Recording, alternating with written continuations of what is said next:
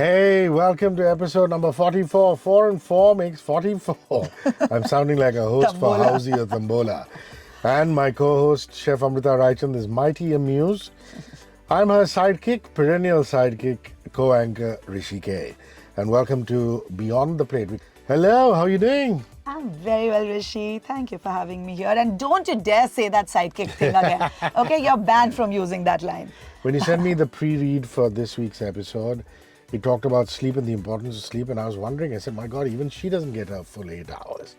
Did you manage to break that cycle over the Holy Weekend? Did you manage to get a full 8 hours on Saturday, Sunday, Monday? Yes, indeed I did. And it felt so good. All right, the reason we're talking health right at the top, the 7th of April is celebrated every year to mark the founding of the WHO, the World Health Organization. And they launched in 1948. And every year there's a separate theme for World Health Day. So Amrita, this year's theme for World Health Day, what is it and why have they chosen it so? Well, it is My Health, My Right, which was chosen to champion the right of everyone, everywhere, to have access to quality health services, education and information, as well as safe drinking water, clean air, good nutrition, quality housing, decent working and environmental conditions, and freedom from discrimination. I mean, this all sounds wonderful, but you and me are actually going to wonder that whilst organizations like WHO are working so hard towards providing these basic rights to people who literally have to fight for them, we, the so-called privileged ones who have access to all of this and more, actually take our health for granted. Isn't it really, really sad? Yeah, correct. Also, I wanted to ask you, whenever you set a program, especially for an entire year, you've got to set the objectives of the program. And I imagine that since World Health Day 2024 is just coming up, there must be objectives which they have to sustain all year around. What would those Absolutely. objectives be? So there are quite a few objectives this year as well, and I'm going to talk about it soon. But I just want to start by saying that, Rishi, today's day and age, we have to prioritize our health and well-being, not just for ourselves, but also for the future generation. Also, we are living in a world today where convenience often takes precedence over nutrition. So it really becomes important that we take a step back and understand our relationship with food. Now, as a celebrity chef who's been specializing in healthy cooking, I've had the privilege of witnessing firsthand the transformative power of nutritious, wholesome meals. Believe it or not, Rishi, food isn't just fuel for our bodies. It's, you can actually call it medicine. It's nourishing us from inside out and empowering us to live our best lives, which is why we really cannot take it for granted. Now, talking about the objectives of WHO for the year 2024, the first and the foremost one which I want to kind of address before we move on to what we usually talk about during Beyond the Plate is this. They want to promote health equity and advocate universal health coverage. Now, I'm sure you have a good medical insurance plan for yourself. I have one, but there are a lot of people around us who don't. And, we can't really do much, but we can take the initiative to ensure that our staff, the people who we deal with on a day-to-day basis, are insured. Moving on to the second objective is encouraging healthy behaviors. Now, here is where I think I have been contributing since I gave up my fairly glamorous life of acting and modeling to become a chef. The concept of healthy is not boring was started by me, I think, more than 15 years ago, at the time particularly for kids, but I'm happy that today I have a large community of people of all age groups that follow me for my recipes and my tips on healthy cooking and eating. Okay, I'm going to interrupt here. Sure. Recently, Amrita got invited by a prominent body which represents the hospitality industry, and they voted her in as one of the top icons of the food and hospitality industry. And what happens normally is when you go up on stage to receive the award, you're asked to say a few words. And obviously she was a little stumped because she wasn't expecting that.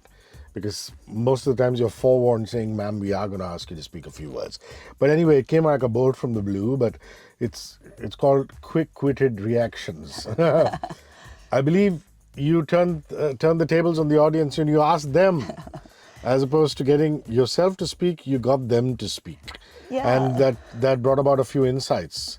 and a few very important insights that we can use on World Health Day. Talk to me about that. So yes, Rishi, this is exactly what happened. And I usually don't shy away from big crowds. But I always like to assess my audience. It kind of gives me that, that meat to talk about. And I thought, why not ask the audience why they thought it is important to be healthy? Nice. I got impressive answers. Some said to stay fit. Some said to stay energetic as life today is so hectic.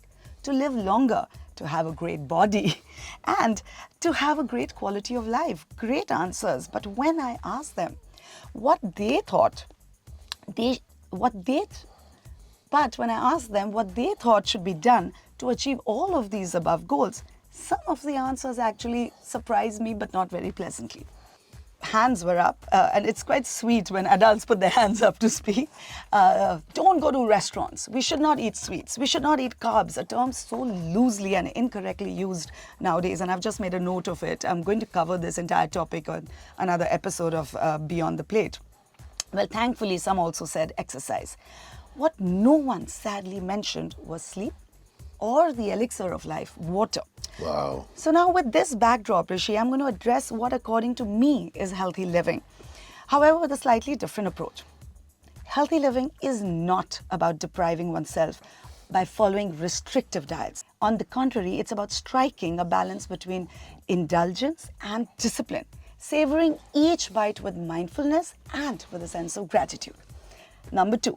Healthy eating is not about feeling guilty each time you have a restaurant food or sweets or the so-called infamous carbs. Everyone can indulge in all of these, however, of course, in moderation.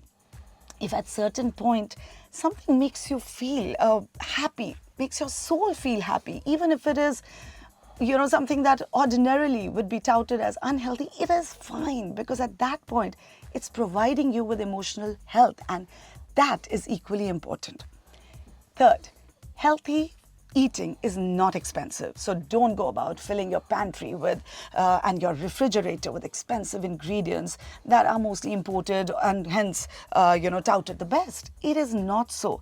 Just being creative, just having a knowledge of basic ingredients and how to put things together, you can enjoy wonderful tasting foods that are equally healthy. And if you cannot use your creativity, I'm always there for you. At this point, I'm going to pitch my YouTube channel to all of you listeners. Amrita Raichand Chef and beyond, so please do subscribe to it. Moving on, number 4. Being healthy is an attitude to my mind, and that attitude does not come with eating salads and eggs all day. That only makes you grumpy and not a pleasant person to be around. That attitude comes with embracing yourself and understanding your own body without being bombarded with social media enthusiasts and influencers who are giving you millions of contradictory stories on what is good and what is bad for you. That attitude comes with listening to everyone, yes, but doing, after all, what works for you. Remember, one size does not fit all. Okay, I'm going to cut to the chase now. Okay. There's been a lot of peripheral talk about what we need to do. If you were just to list down a few principal requirements of good health on World Health Day, what would they be in bullet points, as it were? I will give it to you, but Rishi, why don't I ask you these questions? These are so Sure, basic yeah. that I think anybody will know. So let's start with you. What do you think is the basic requirement? Food, water, sleep, which you mentioned, exercise, I would imagine meditation. Or any kind of Absolutely. deep breathing, which really helps to calm your body. And I don't think we laugh enough. I think we should laugh a lot more. Totally correct. Full marks. But I'm going to just elaborate on these points a little. Food is important, but what kind of food? Less processed, more whole, more colorful. Water, very important, but just having one glass of water in the entire day, not enough. You should have them at frequent intervals and enough to keep you hydrated through the day. Sleep. I cannot emphasize more on the value of good quality sleep. Like we spoke about right in the beginning, 6 hours, even if you get minimum 6 hours, it's enough, though 8 is perfect. But anything less than that, you're bordering on danger zone. Exercise. Now, very often people don't get the time to go to the gym, but come on, just dance it out. Do a little mobility exercise at home. Just go for a walk, do some Zumba. just play any active sport. Stay active. And if you're not doing any of these, Rishi, at least 3 times a week, please wake up and smell the coffee, which hopefully will give you a nice kick to get your butt off of that couch. And calming of mind, very nice suggestion. Meditation is really important. Very often people don't get the time for the same. So I don't mind you go to a therapist. It's really not a taboo. Just go out with your friends, vent your heart out. All these little things are so important. They give you joy and fulfillment, and in turn provide wholesome nourishment, not to just the body, but also to the mind and soul. All right. 9833943943, 9833943943 is the Ask Amrita helpline. It's a WhatsApp line. All you have to do is ask any question on food, food history, nutrition, World Health Day, any subject that you choose that revolves around food. Pop the question along with your name on 9833943943. It'll come up at the end of the show. The recipe of the week is something that Amrita films in her fabulous studio kitchen. That's up at 94.3 Radio 1 India, the Instagram handle. Also at Amrita Raichand, which is her Insta handle. And for more spectacular videos, it's Chef and Beyond, the YouTube channel that Amrita herself runs. All right, what is the recipe of the day on World Health Day? I will give you the recipe of the day, but not before I give everybody one great way of staying fit. This is actually a Raichand influence. After I got married, this was, I saw this happening and being followed as the rule.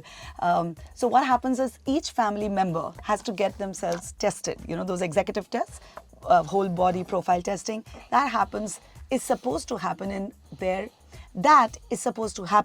in the birthday month of each family member. Wow. And Rishi, it's a really good practice because God forbid, if there is something wrong with you, timely understanding of it can help you deal with it in a better way. So it actually leads to longevity. It helps, to stay fit in the long run.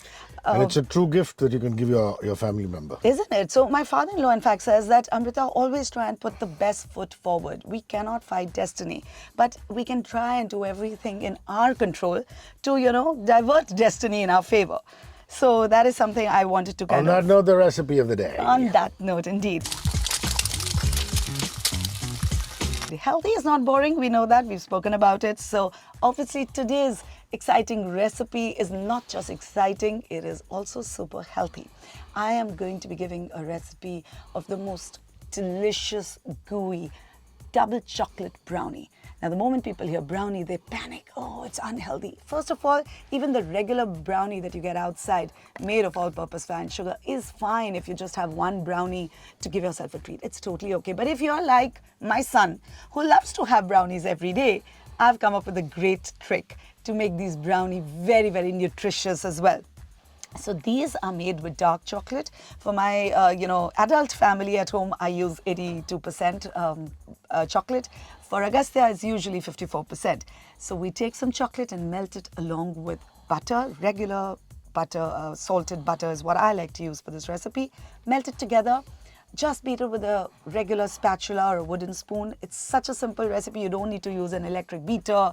No fancy stuff is happening in this at all. Then I'm using some almond flour instead of all-purpose flour. So that goes in along with a little baking powder. For sugar, as a great substitute, we're using dates. Now, again, I want to warn people that just because you're using dates, it's not like, it is not having the same effect that sugar has. But this is healthier sugar to have. This is healthier. It has a lot of iron. It has a lot of fiber. So you're just giving yourself so much more nutrition by adding dates. There are eggs, of course. There's some vanilla extract. And for double chocolate, some extra dark chocolate chips in the end. So once you've melted the chocolate, you've added all these ingredients, beaten them nicely, just pour it into a lined baking pan and bake it in the oven at about 165 degrees for just 15 to 16 minutes. It has to be gooey and soft, so don't panic when you take it out of the oven. Let it cool, then chill it. It'll be easier to cut them into pieces and then just devour them. Mouth-watering. Wonderful. Ask Amrita, the section comes up. This is Anjali. Amrita, I heard you talk about using coffee in savory dishes. I wanted to ask you, are there any lesser-known coffee-based sauces or lesser-known coffee-based condiments you've experimented with? Anjali, as a matter of fact, I have actually experienced some delicious condiments with coffee. This was on a trip to London when I was at a cafe. They had actually mixed finely ground coffee with Dijon mustard and had served it with their regular eggs and bread basket. Now, since I, in any case, love coffee, I tried these alongside my eggs and also spread some on the slice of sourdough bread that they had given. Oh my God, the depth of flavor, the complexity just blew my mind away. And I thought this was a super combination. So after that, I actually use the same coffee mustard in a lot of my salad dressings as well. So I think you should try it too. Well, on that note, happy World Health Day to everybody, 7th of April, remember.